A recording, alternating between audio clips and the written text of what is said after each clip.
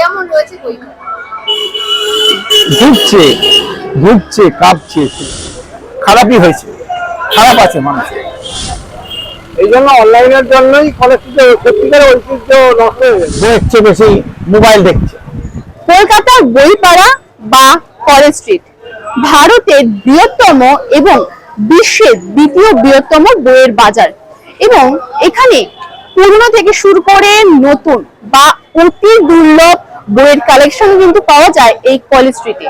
তার পাশাপাশি রহস্য, ইতিহাস, বিজ্ঞান, ভুতুড়ে গল্পের বই সহ সব মিলিয়ে একেবারে বই প্রেমীদের কাছে এই কলেজ স্ট্রিট কিন্তু একেবারে স্বর্গরাজ্য। এই যে কলেজ স্ট্রিট, এর ধারে কিন্তু বিভিন্ন রকম কলকাতার গুরুত্বপূর্ণ শিক্ষা প্রতিষ্ঠানগুলি কিন্তু অবস্থিত, যেমন কলকাতার প্রেসিডেন্সি বিশ্ববিদ্যালয়, তার পাশাপাশি কলকাতা বিশ্ববিদ্যালয়, পাশাপাশি মেডিকেল কলেজ থেকে শুরু করে সংস্কৃত কলেজ, তার পাশাপাশি বেথুন কলেজ, সবই কিন্তু এই কলেজ স্ট্রিটেই অবস্থিত। এবং এই যে কলেজ স্ট্রিট, এই নামটা কিন্তু ইংরেজদের দেওয়া স্বাধীনতার বহু বছর আগে। তবে স্বাধীনতার পরও কিন্তু এই কলেজ স্ট্রিট নামটা কিন্তু অপরিবর্তিত রয়ে গেছে। চলুন আজকে যেমন কলকাতার কলেজ স্ট্রিটের ইতিহাস নিয়ে নাড়াঘাটা করবো, তার পাশাপাশি এই বর্তমান যুগে কলেজ স্ট্রিট কেমন রয়েছে সে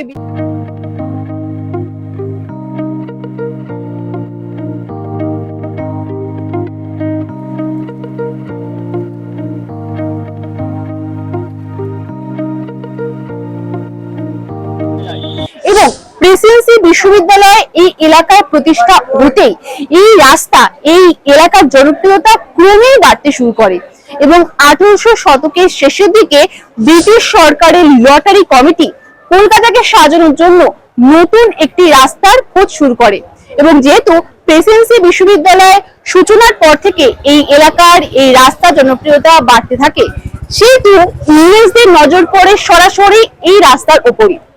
এরপর প্রেসিডেন্সি বিশ্ববিদ্যালয়ের পর থেকে বেথুন কলেজ, কলকাতা বিশ্ববিদ্যালয়, কলকাতা মেডিকেল বিশ্ববিদ্যালয়, তার পাশাপাশি সংস্কৃত কলেজও কিন্তু এই রাস্তার উপরই গড়ে ওঠে।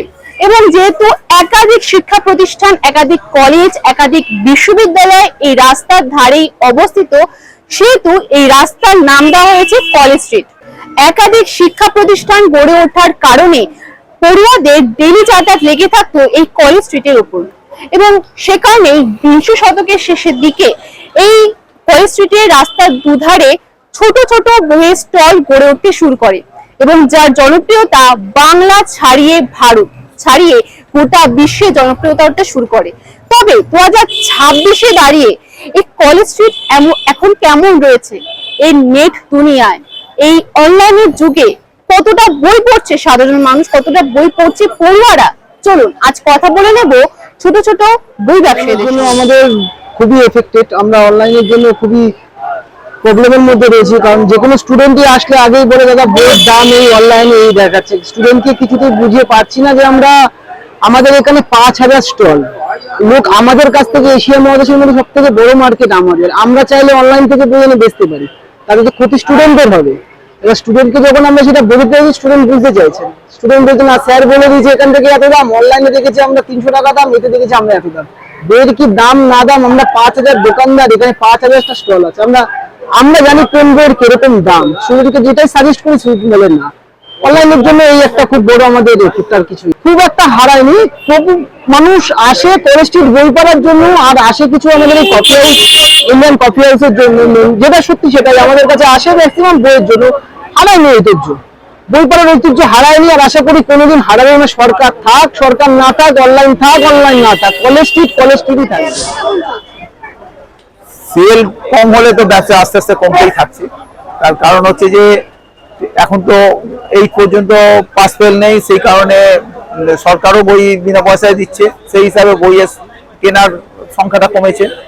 এছাড়া যেটা হয়েছে সেটা তো এখন এই সেমিস্টার সিস্টেমে মানুষের বই কেনার চাহিদা কমে গেছে, এত ছোট ছোট বই হয়ে গেছে, সেটা এমসিকিউ টাইপ করে দিয়েছে। এখন ওই মোবাইলেই লোকে ছবি তুলে নিয়ে এসছে, বা প্রফেসররা যে সাজেশন দিচ্ছে তাতেই অনেকটা কাজ হয়ে যাচ্ছে স্টুডেন্টদের, যার কারণে তাদের আর বই কেনার যে আগ্রহ বা ইচ্ছা সেটা চলে গেছে।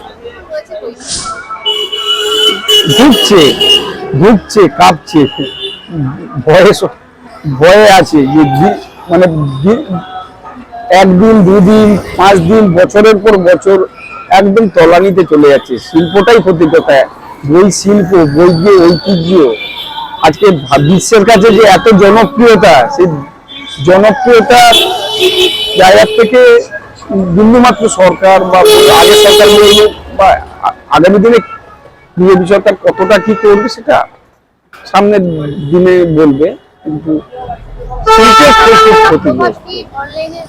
অবশ্যই যে অনলাইন যে বড় কারণ হতে পারে, আরো অনেকটা সিলেবাস ভিত্তিক বই, বিভিন্ন রকম বই প্রতি বছর এত পরিমাণে সেমিস্টার ভিত্তিক বইগুলো, এই বছরের বই পরের বছর চলছে না, তাতেও একটা ক্ষতির সম্ভাবনা থাকে। বই পড়া ভালো নেই, অনলাইনে যুগ এসে বই পড়া ভালো নেই। বই পড়া ভালো নেই এই কারণে যে অনলাইনে যে বইটা 200 টাকা দিচ্ছে, আমরা সেটা 400 টাকা দিচ্ছি। আমরা নতুন বই 400 টাকা 200 টাকা দিতে পারছি না, কিন্তু ওরা 200 টাকা দিচ্ছে কি করে, পুরোনো বইটা দিচ্ছে। সিলেবাসে পুরোনো বই দিচ্ছে, অথচ বলছে নতুন। যারা ঠিক বই কেনে, মানে যারা ঠিক বই কিনবে, তারা ঠিক নতুন কেনার জন্য আমাদের এখানে আসছে। আর যারা পাচ্ছে কম পয়সায়, ওরা কিনে নিচ্ছে, কিন্তু ওই অনলাইনেই কিনছে। আর অনলাইনের জন্যই আমাদের ওই লাইনটা পুরো খারাপ হয়ে গেছে। হারাচ্ছে তো, এই অনলাইনের জন্য হারাচ্ছে। কেন হারাচ্ছে? ওরা যখনই আমাদের কাছে বই নিতে, কেউ বই নিতে আসছে, তখন তারা বলছে অনলাইনে আমাকে এই টাকা দেখাচ্ছে, আপনি এই টাকা চাইছেন কেন? আমরা তো আপনি দিতে পারছি না। তখন আমরাই বলছি যে অনলাইনের কথা আমাদের কাছে বলতে পারবেন না। অনলাইনের কথা আর এর কথা আমাদের কাছে এখানে বলতে হবে না। আমরা যেটা দেবো ওটাই নিতে হবে। অনলাইনের প্রভাব পড়েছে কলেজশিট বই পাড়ায়, কিন্তু যেহেতু কলেজশিট একটা এমন জায়গা আছে যে যেখানে যে বই কোথাও পাওয়া যায় না, সেটা কলেজশিটে পাওয়া যায়। লোক সেই দিকে এখনো আসে। প্রভাব তো কিছু পড়েছে, এমন না কি পড়েনি, কিন্তু যেহেতু আমাদের কলেজশিটের দোকান, লোক জানে কি যে বই পাওয়া যায় না সেটা কলেজশিটে পাওয়া যায়। এমনও লোক আছে যেটা অনলাইনে পাওয়া যায় না, সেটাও কলেজশিটে পাওয়া যায়। কিছু প্রভাব তো পড়েছে। এখন লোক বইয়ের চেয়ে বেশি মোবাইল দেখছে। আগে লোক গল্প বই পড়ে ঘুমাতো, এখন মোবাইল দেখে ঘুমায়। বর্তমান যুগে phone, laptop, online, social media কতটা বেশি গুরুত্বপূর্ণ তা আমরা সকলেই জানি, এবং বইয়ের বিকল্প যেমন ইবুক, ই পেপার সহ বিভিন্ন রকম বিকল্প সচরাচর পাওয়া যায়। তবে বইয়ের বিকল্প কি সত্যি হয়? এই নতুন বই খুললে যে গন্ধটা পাওয়া যায়, সেটা কি সত্যি অন্য কোথাও পাওয়া যাবে? সেটা কি সত্যি ফোন বা ল্যাপটপে পাওয়া যাবে? আমার তো মনে হয় না। সকলে ভালো থাকবেন, সুস্থ থাকবেন, এবং সময় হলে একটু বই পড়বেন। আপনারা দেখছিলেন এবার কথা হবে চ্যানেল, আপনাদের সঙ্গে আমি সুমিতা। জয় হিন্দ।